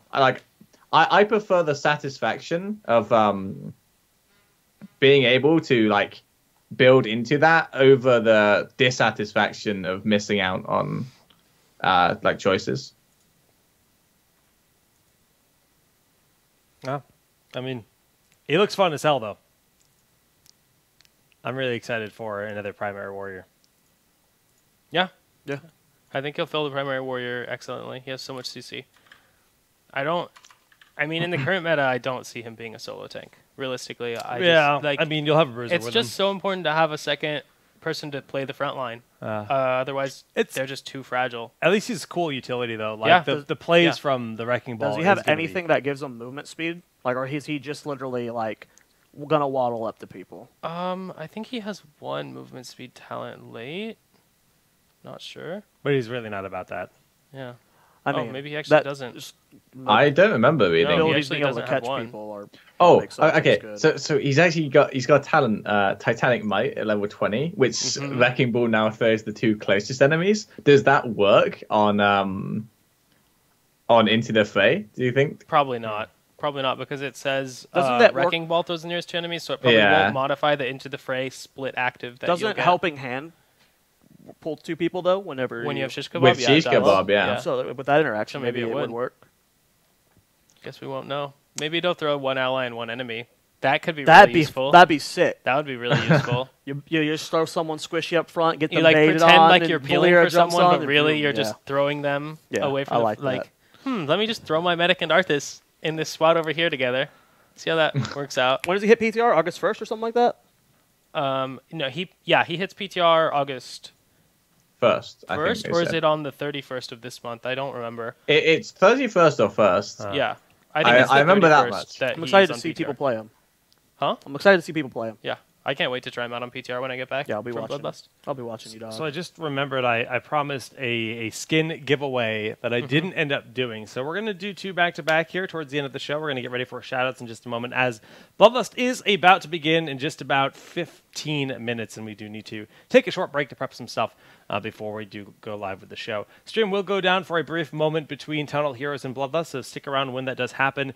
But type in the chat if you want to be eligible for the giveaways. We're going to do a Grave Warden skin and a Diva skin. If you already own it, give it to a friend or something. We're just going to send them out once. We don't have That's time. not just the Diva skin. That's the heroic bundle. Diva, so you get Diva the hero Heroic too. bundle. Yeah, You get the hero as yeah. well. These are all bundles. You get the hero and the skin for all Okay, of these, cool. actually. Okay, Grave well, Warden bundle for Malthil, Diva Heroic bundle, Genji Heroic bundles we have, and we have summer loot boxes for our waffles, and we're going to do that in about 30 seconds.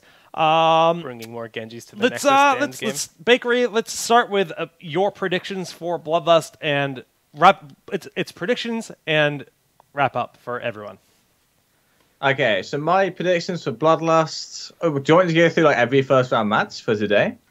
Just kind of like who you expect to be top three. Okay. I'm gonna go with Tempo Storm making their surprise win, and they absolutely trounced the competition. With possibly GFE being close, but everyone else they're just like you know. I'm gonna say GFE are gonna be like really convincing over everyone else, and then they're gonna shock lose to Roll20 in the winners final. And so yeah, that's my top three. And Hold It Down, they're gonna come fourth. Hold it down. Did that guy just win a code? You actually think hold it down? Yeah. Congratulations, DK Wings MT, Grave Warden Malthil bundle, shipping to your DK Wings. Darkwing Duck! You ever watch that show? Yeah. Let's get dangerous! Darkwing Duck! I love that show, man. This show was sick. Anyway, shout outs to Team Linktas. Shout outs to my team. Shout outs to all our wonderful sponsors. If you want to buy a really cool shirt like this one, then you have to go to the Blizzard store, sadly. But since you probably want a Dignitas jersey anyway, you should just go to Meta Threads and buy that instead. Or if you want an even cooler shirt, maybe like the one that none of the people below me are wearing for some reason, then you can go to the Bloodlust shop and contribute there. Donations are open all weekend. You can get yourself a really cool esports t-shirt or a hoodie or, maybe a wristband like this one. And yeah, cool. That's it. Thanks so much for joining us, Bakery. He is on our $5,000 goal. We're going to bring him in for a cast or two if we hit $5,000. Harry Augie! We are currently at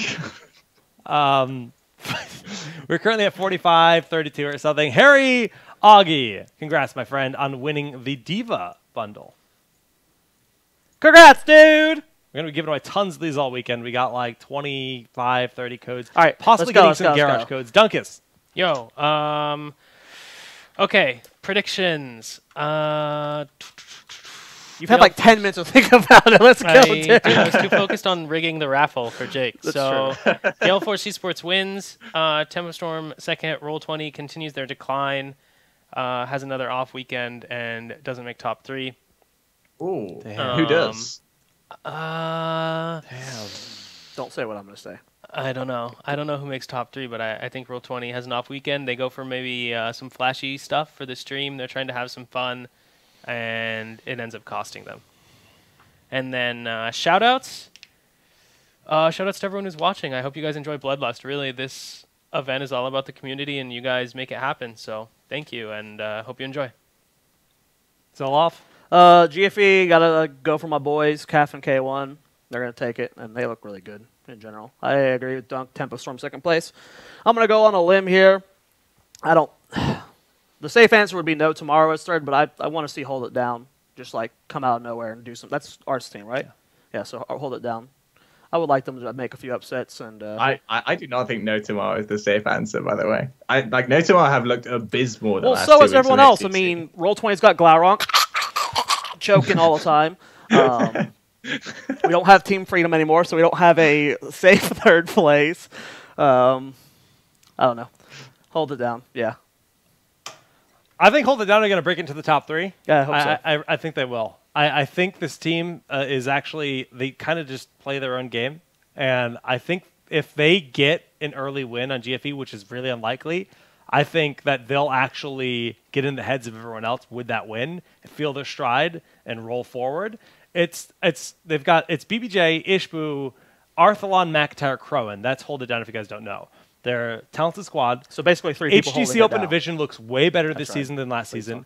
And we'll see. I think GFE will win that matchup. I do think. But I think it's a really cool grudge match. So the second match today, it's going to be really good. The final closing things, guys. Thank you. I didn't do my shout-out, bro. Well, you always do this to me, man. Because you take too long. What do you mean I take too long? I said 3 things. Well, that's 3 too many. Watch Bloodlust, obviously. Keep in mind, this event is supposed to be, like, we shit-talk to players. That is the point. Right. We're going to tease them. We're going to make fun of them. We got a freaking grill cam. Yeah, the whole event's supposed to be fun. So don't get too, like, when we make little jabs at players and stuff, like, they're making them back at us, too. So, like, don't get too butthurt whenever we're, making fun of people. This year, I have the capability of calling players in to talk with us whenever. That's something we couldn't do last year. That's something we can do this year. So you're saying we're going to have interviews? They can roast us. Player trash talk segments? Yeah. Yes. That is 100% ready. All right, and on players, the table. Here's your chore before we call you on Bloodlust. Watch some wrestling VODs and learn to trash talk, okay? That's what you got to do. I'm telling you right now, pick a persona so you can trash talk and bring some life to HGC, man. Bring Stone Cold Steve Austin and The Rock. That's the VODs you need to watch, Steve. Yeah. Give me the trash talk, man. I need it. Yeah, dude. I love trash talk. Bring the heat. Are you good? Yeah, I'm good. You good? Yeah. You good? I can't believe you say I talk forever when we have Bakery on the show. This guy rambles for 30 minutes at a time, but I'm the one that long-winded. So there's a lot of shout-outs that are needed. Every single person that has made a Smash GG account just to contribute to the event, to buy a shirt, to donate $5, whatever, thank you so much. Cattle Prod donated $1,000. Yeah. This guy has been to almost every single Heroes Land in North America. This guy just loves and supports the crap out of the esports scene. Thank you so much. There's a lot of really dedicated fans. We can't name you all, but seriously, thank you so much for the contributions towards events like this, towards the scene in general. It seriously breathed so much additional life into the game. It's overwhelming at how much support we've received over the years. Like, I mean, with last year's Bloodlust and this year's Bloodlust, we're talking, I mean, with total dollars spent, probably close to like $20,000. Yeah, we're getting close. Which is absolutely just insane. The prize pool is over $40,500. The schedule looks like this. We're starting in just a few moments, but it's going to Ventic, Donkeys R Us, Roll20 No Tomorrow, Gale Force Hold It Down, and then Tempo Storm and Superstars all for today. 3 days long for this event. We've got all different kinds of goals, and it's really going to be an absolute blast, I feel. That's going to do it for us. Final shout out to Werbs. Werbs dropped a 10,000-bit donation during the show today. I didn't notice it at first, and that's nuts. That's $100, right? So, that's $100, that's right? nuts. And like honestly, like I said, Arcanate, this production is it's definitely something that we're trying to make viable more in the future. And having support like that is actually just amazing. Just all the crowdfunding and support is it's truly Thank you insane. guys. It's truly insane. We're going to actually close the show with the Bloodlust trailer rather than the Town Hall outro. I know you guys love watching that. You can watch the VOD if you want to just spam that video. People do it. It's a good trailer, man. I don't know what to tell you. All right, guys. We'll see you next time. Or we'll see you in like 5 minutes-ish for Bloodlust. Bye, Bakery. Bye.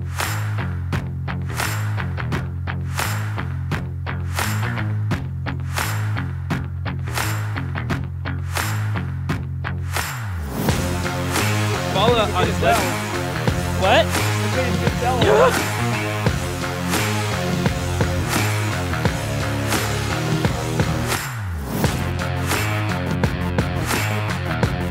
Handle it!